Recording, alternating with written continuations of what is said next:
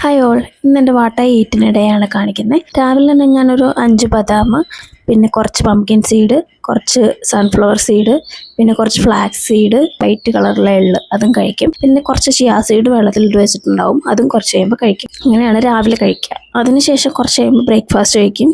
ഇന്നത്തെ എൻ്റെ breakfast 2 ഇടിയപ്പവും green peas കറിയായിരുന്നു. അത് രണ്ടും കഴിക്കും. അത് കഴിഞ്ഞിട്ടൊരു 10 മണി 11 മണി ആകുമ്പോൾ ഞാൻ ഒമേഗ 3 ടാബ്ലറ്റ് കഴിക്കും. അതിനുശേഷം ഞാൻ പിന്നെ കഴിക്കുന്ന എൻ്റെ ലഞ്ച് ഞാൻ ഓഫീസിൽ പോകുമ്പോൾ എന്തായാലും കുറച്ച് പ്രോട്ടീൻ അതിലുണ്ടെന്ന് ഉറപ്പാക്കും. അപ്പോൾ അതിന് വേണ്ടിയിട്ട് മെയിനായിട്ട് ഞാൻ ചെറുപയർ വെച്ചിട്ടുണ്ടാവും.